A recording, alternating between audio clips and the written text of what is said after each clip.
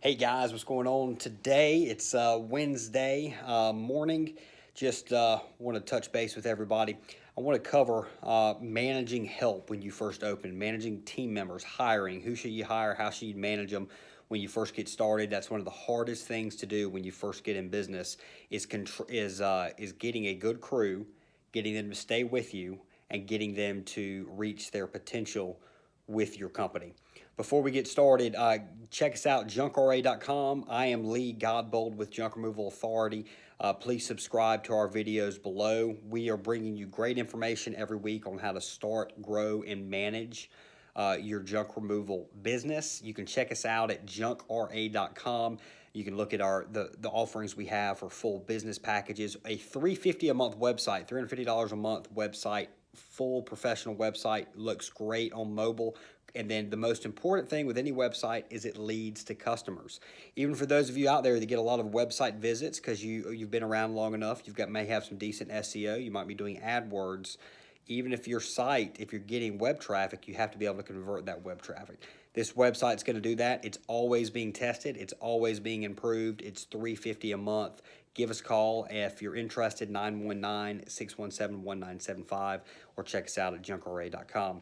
So, managing team members at the start, getting them hired, getting them trained, and keeping them is, again, one of the most difficult things you're going to do.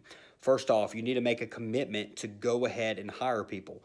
You don't want to just try and find help when you get a job here and there, because what's going to happen is they're going to let you down at some point. You're not going to be ready to go. You're going to miss out on same-day bookings. There's going to be a certain time these people aren't available. If you can't commit to them, you can't expect them to commit to you. It's a two-way street. You commit to them, there's a good chance, there's a better chance anyway, that they're going to commit to you. So that's the very first step you have to do. You need to go and hire people.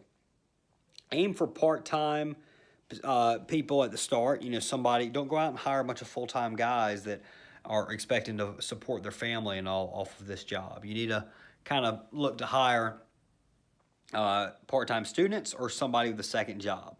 You'd ideally like them to be available 3 days out of the week. So you have somebody available Monday through Wednesday, or Monday, Wednesday, Friday, or Tuesday, Thursday, Saturday, something like that. You have some combination where you have enough help to cover you that they're available 3 days out of the week. So you need to find that combination. Now, it depends on how many days you're going to be on the truck as to how many people you need to hire. Anywhere from 2 to 4. If you're not going to be on the truck, or if you're not going to, you need to be on the truck when you first start anyway. But if you're a little bit of an older guy and you're not going to be able to hang in there throughout a lot of jobs, you need some heavy lifters. You can train them on how to quote jobs and how to do that end of it. You're making sure things are getting done correctly. You're helping out, but you need some additional help where you have to run a 3-man crew, you and 2 other people. When you first start, you're going to hire closer to 4 people. If you can be out on every single job 6 days out of the week, you can do all the heavy lifting. You would probably look at hiring 2 people. So maybe 2 or 3. That way you have a backup option in place. So you get one guy to cover 3 days, you get another to cover the other 3 days, and then if somebody calls out sick, you have a good shot at having a backup in place by having that 3rd guy. So that's one way to approach it. When you first hire, when you put out your hiring ads, tell people to expect anywhere from 20 to 30 hours a week. It is going to limit the amount of applications you get. It's going to limit maybe some of the quality, and you're going to have people that are a little bit less committed to you because they probably have something else going on. But start out 20 to 30 hours a week. There's a good chance you can get employees that are happy with the hours they're getting. If they get extra hours, they'll be even more happy, and maybe you go out and at that point you look to hire somebody a bit more full-time. But at the start, 20 to 30 hours is what you want to advertise for. You need to let them, so one of the things about this job, you're not going to be able to tell somebody, all right, you're working Monday, Wednesday, Friday, expect to come in at 7 a.m. every morning. When you first get started, your schedule is going to vary. So you need to just let people know the night before. We text people the night before and let them know what time they're going to be in. If it's 6:30, if it's 9, if it's noon, and adjust your schedule accordingly. So if you're slow in the morning, you don't have anything booked in the morning, you want to schedule somebody at noon, block off your morning schedule. You can have them come on at noon and you can work them. Now, when they come in, you want to work them, you want to have them work at least 4 hours. You need to take care of them. Don't have them come in just to do one job that takes an hour and a half and then expect them to go home. It's not worth it to them. They need at least 4 hours consecutive in a row. So when you bring them in, again, guys, when you first get started, you're going to lose money on some of these jobs. It's just going to happen. You're going to have a gap. You're going to have somebody that's got to go. You're not going to be able to back it up with another job, but you need to still pay your team members at least 4 hours because you need them to stay. You need them to have see some commitment from you, so there is a potential for commitment from them. Have flyers for them to pass out when they're slow. You know, you can look, maybe they could donate some time at a charity or something, where, like at a donation center, help people unload vehicles and sort stuff off when they're dropping it off on their own. Give those people some business cards, you know, you can talk to the local charity about that, and make sure they have door hanger flyers they can pass out in between jobs. You want to keep guys busy. You don't have them just sitting around for a period of time where you're paying them 4 hours for no work. Have them getting out there, have them trying to drum up additional business for you. They can be cleaning trucks, cleaning up your shop, you know, doing whatever it needs to do to keep them busy, but give them at least those 4 hours. Pay them when they work. Don't nickel and dime them as far as making them clock out during gaps. We've done this before when we first started. It was freaking stupid. But what would happen is you might have a job, a 10 to 12 job, and your next job into a 3 to 5. So you do some work, and then you send people home for an hour or two, have them come back and do another job. You don't want to do that. You don't want to do that. You want to keep them working all the way throughout. If they're there, don't send them home and expect them to come back an hour or two later. It's unfair to them. So in that gap, you need to keep them busy in that gap, but you got to pay them. You don't make them clock out for a couple hours and then come back. You know, well, don't force them to. Some people, maybe if they live close to home, you could offer and say, hey, you know, our next job until 3 to 5. You can clean up around the shop. You can put out some flyers, or if you want to take a couple hours off, come back in at 2:30. We'll go knock out this 3 to 5, and we'll be done. You can give them that option, but don't force them to clock out. That's unfair to them. Again, you got to commit to them to get them to commit to you. You need to really, really approach this with a long-term viewpoint. And you've got to get a good crew. You absolutely, positively have to have a crew that's good. So what's going to happen at the start? With junk removal, there is no way to do a good enough interview process, especially when you're hiring part-time people, to really know how they're going to do in a job situation until you get them out on a job. So we do 2-week probationary periods. We figure out how a person is within those first 2 weeks, and we get rid of them if they're not good. When you first get going, it's going to be a matter of bringing people in, testing them out, getting rid of them, and bringing in new people. It's a constant cycle. And even as you grow, always be hiring. Treat it like a sports team. You know, the people that have the results get the most hours. The people that don't either get cut or get their hours reduced. So constantly bring new people in, kick the bad people out, and eventually you're going to find a good crew. That's what you're aimed for. That's what you need, is that good crew. You've got to be a little bit, you want to do everybody that works for you right. You want to pay them what they earn. Be very appreciative of the work they provide for you. But at the same time, you got to realize you've got to build a great crew with a great business. So your good people are going to respond well to that. Your good people are going to be competitive, making sure they're doing a great job, doing what they're supposed to.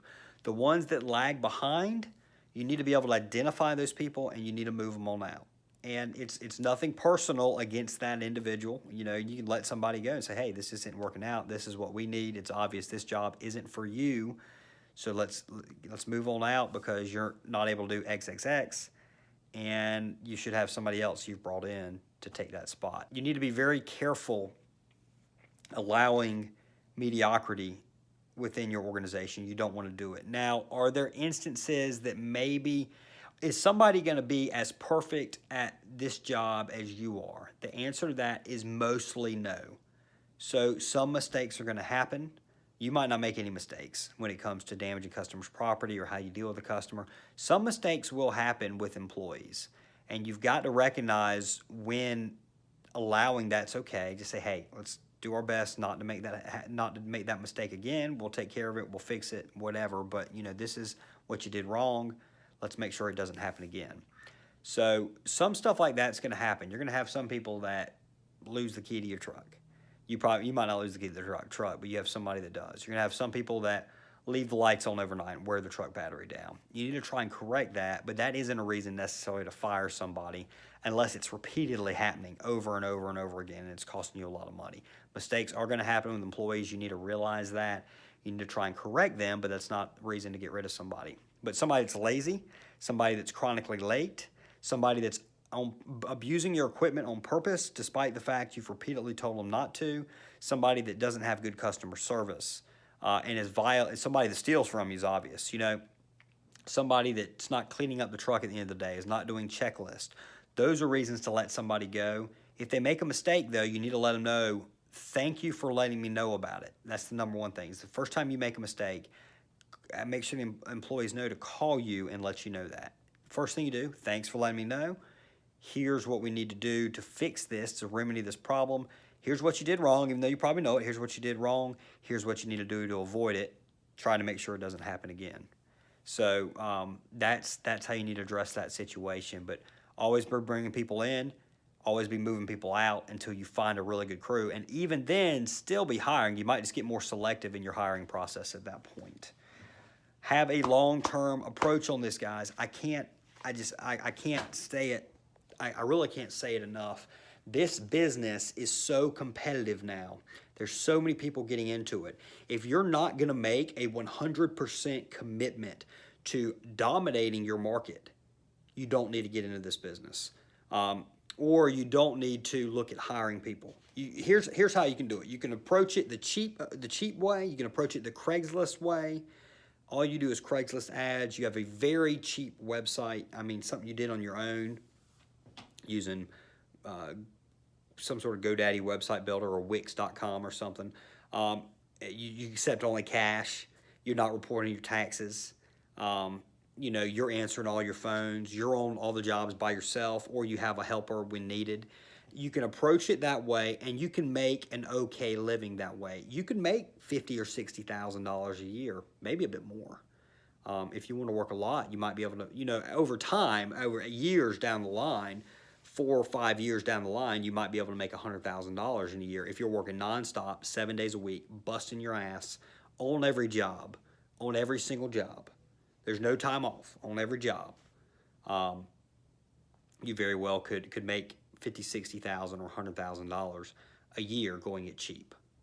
The other end of it is what we advocate for, what we are going to teach you how to do. If you buy our business package, this is the approach you need to have. You need to have a very ultra-aggressive advertising model. You need to you need to make sacrifices today for a better tomorrow. You need 100% commit to going in your market and freaking dominating. That's the two levels. Don't get caught here in the middle. What's going to happen when you get caught here in the middle is your advertising expense is going to be high, your expenses are going to be high, but you haven't fully committed, so you're not going to be getting the full results. You haven't spent enough money on SEO. You haven't committed to SEO to really dominate the junk removal keyword. You need the junk removal keyword. You need the junk hauling keyword.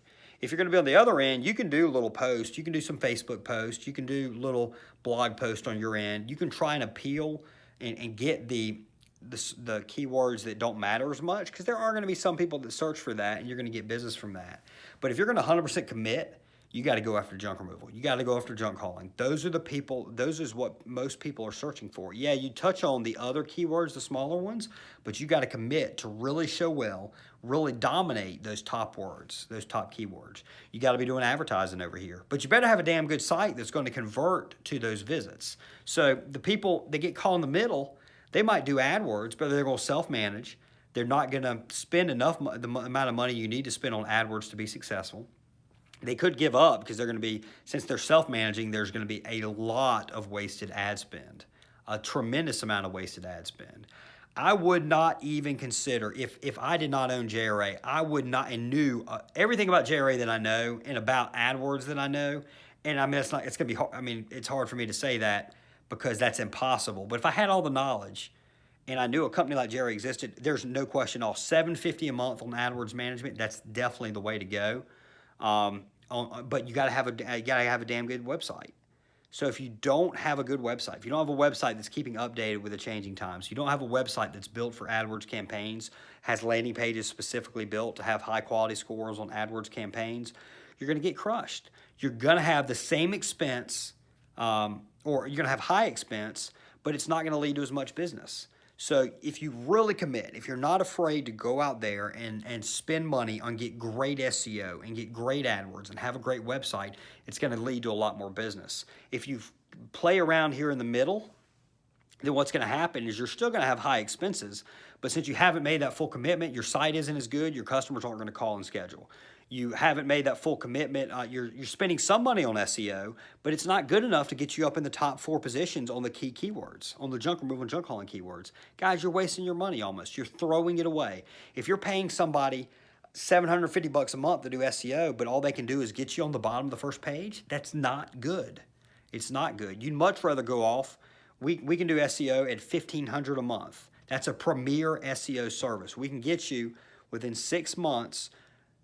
You should be right around that top 4 on those pages, on those Google ad results in most markets. That right there is going to lead to you to business. If you're at the bottom of the page, the only people going to the bottom of the search results in Google are people that are people that are price shopping. They're the worst kind of customers to find. They're price shopping customers. If they've gone down 10 search results to find you at the bottom of the first page, it's not a very good lead. It could be a job, but it's going to be a very price-sensitive job. It's not going to be a customer that's really committed to you. They're committed to finding the cheapest price. As soon as you raise your prices, they're gone. They're never going to call you again, even if they remember who you are. Most of those people don't remember who you are. They do another search later down the line when they need somebody for the cheapest price. They just kind of redo that search again. Make a commitment. Commit to your people to get them to commit to you. Commit to growing a big business that is going to allow you to have freedom in your life, allow you to actually have a retirement by being able to sell your business. And if you get hurt, you still get an income. Make a commitment. Make a commitment. If you can make a commitment, go about it in the fully committed way. If not, you need to operate cheap, because otherwise you get stuck here in the middle, guys. I don't know if anybody out there watches NASCAR. At Talladega and Daytona, there's a draft. You might be running cars might be 3 or 4 wide going down the track. If it's 3 wide. When it's 3 wide, you want to either be on that top groove, you want to be on that bottom groove. If you're in that middle groove, you're probably going to get sucked right to the back. You're going to lose a bunch of positions. You want to be at the top groove or the bottom groove. With junk removal, you want to be on the fully committed end that I'm going to put off today for a much greater tomorrow, or you need to be at the cheap end, one or the other. Don't get stuck in the middle. 919-617-1975, junkra.com. We'll be back before you know it, guys. Have a great day. Let's haul some junk. Let's make some money.